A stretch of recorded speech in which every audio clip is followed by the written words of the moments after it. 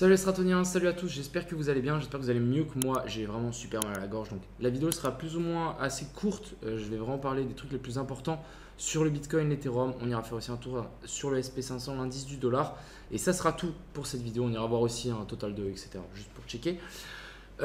Sachez que c'est la dernière vidéo que je fais du coup depuis Bali. Il n'y aura plus de vidéo jusqu'à mon avis lundi ou mardi, jusqu'à temps que je revienne en Suisse. Et du coup après on va pouvoir charbonner ensemble. Donc le copy trading va reprendre assez intensivement.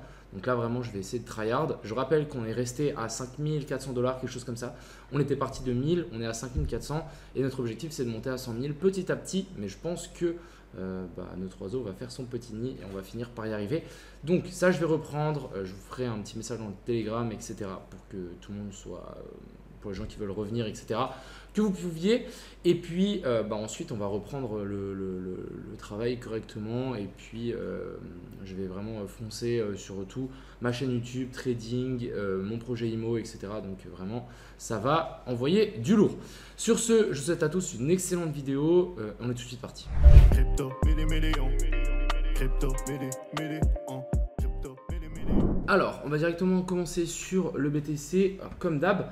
Alors, ce qui est assez intéressant, c'est qu'on a vu un petit rebond. C'est le rebond que j'attendais en fait hier, avant-hier. J'attendais un rebond par rapport à ce plus bas là et qu'on remonte directement, mais finalement non, on est descendu un petit peu plus bas et ensuite on a rebondi parce qu'en fait on avait laissé une zone de fair value gap en 4 heures et du coup vous savez que ces zones de fair value gap, il y a de fortes chances qu'on revienne la chercher avant de vouloir vraiment chuter. On avait la même chose ici, zone de fair value gap, on est venu le récupérer et ensuite on chute. La zone de fair value gap, on la récupère et du coup maintenant il y a de fortes chances qu'on chute. Donc ça c'était assez intéressant et du côté de l'open interest, ici on voit bien qu'on a eu une chute, donc on a eu des positions qui ont été liquidées, qui ont été close et je pense que c'est sans doute des positions en short vu qu'on est grimpé.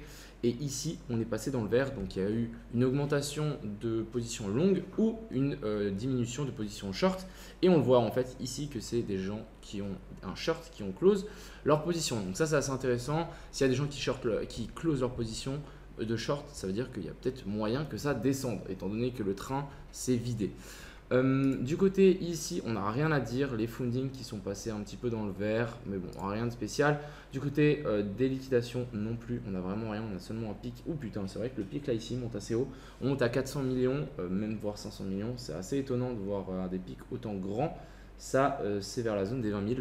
Donc, est-ce qu'on va aller faire un tour dans cette zone-là?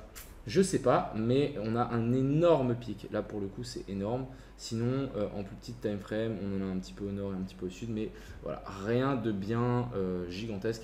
Par contre, là, c'est vraiment grand. Par contre, là, on a vraiment une Burj Khalifa. On a un truc énorme. Comme on l'a vu, il y a des gens qui sont amusés à longue et qui ont leur prix de liquidation là, des whales. On verra. Mais si on y revient, il y a des gens qui vont perdre certaines plumes. Je voulais vous montrer donc deux petites analyses assez intéressantes. On avait celle-ci. Donc soit on allait récupérer ce plus bas là et ensuite vouloir partir vers le haut, c'est exactement ce qu'on est venu faire. On est venu récupérer donc ce sommet là, hop on est remonté. Ce qui est par contre un petit peu malheureux, c'est que pour moi ici on n'a pas de vrai boss. Donc ici vraiment on n'a pas de clôture au-dessus de ce sommet là, donc on n'a pas d'inversion de structure en plus petite time frame. Donc pour moi ici ça reste toujours baissier. Et on avait aussi ça, donc c'est très intéressant des fois de prendre un peu de recul et de se dire ok, si on casse ça, qu'est-ce qui se passe? Si on casse ça, qu'est-ce qui se passe? Donc on a du coup ici un higher high, donc c'est vraiment un nouveau plus haut, c'est notre dernier nouveau plus haut.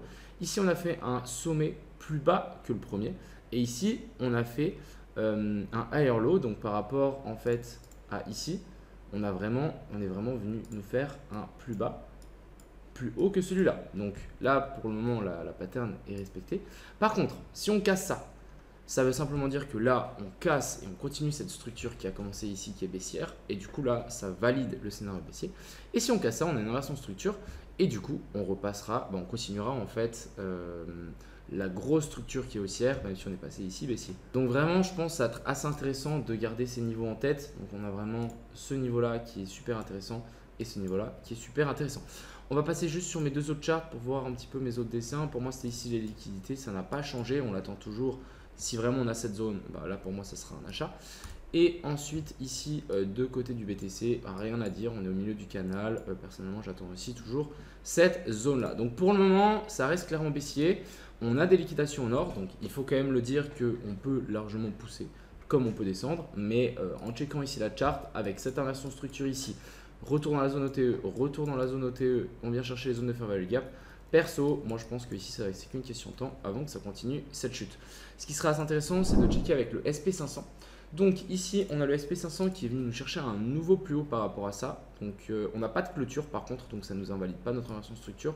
Maintenant à voir, pour moi c'est hyper intéressant de soit avoir une clôture au-dessus de ce sommet-là, soit avoir une clôture en dessous de ce plus bas-là. Et du coup, ça va nous dicter à mon avis notre direction sur le BTC.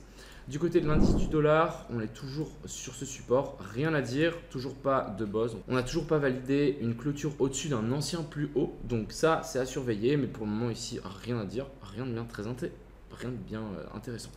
Ensuite, on va checker donc Total, donc ça c'est tout le market cap de toutes les cryptos. On est à 1145 000 milliards, donc actuellement on est toujours sous cette zone ici de résistance, donc ça à surveiller. Pour moi, j'attends toujours une redescente ici. Ce qui serait assez intéressant, c'est de simplement tirer en fait un Fibo par rapport au sommet et à ce plus bas là et de target la zone d'OTE. Donc vraiment cette zone ici, venir chercher entre la zone 0,68 et 0,79. Ça sera super intéressant. Donc là, on peut clairement s'attendre à une chute d'environ 10% sur le marché total des cryptos. Donc ouais, faites attention quand même avec les leviers. Et on va finir donc par cet Ethereum ici qui est toujours en train de latéraliser sur ce support. Assez intéressant. Je vais pouvoir enlever mon dessin vu qu'on n'est pas cherché cette zone là. Quoique, on peut peut-être la chercher maintenant et nous faire en fait cette A, B et puis C. On vient récupérer la zone de fair value gap. On vient retester donc notre ancienne zone ici de pivot.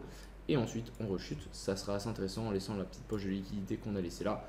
C'est complètement faisable aussi. Mais vraiment, pour le coup, je suis plutôt baissier sur l'ensemble du marché des cryptos. On verra comment ça se passe. Du coup d'ici presque une semaine, un peu moins, mais il y a de fortes chances que ça, à mon avis, qu'on continue cette petite chute ici vers le bas. Voilà un petit peu ce que j'avais à dire. J'espère que j'ai réussi à vous éclairer un petit peu vos scénarios, vos esprits, etc. En tout cas, c'est un peu l'objectif. N'hésitez pas à mettre un pouce bleu si mes vidéos vous plaisent toujours, et je vous souhaite à tous une excellente semaine et une excellente journée. C'était Crypto Mignon. Ciao.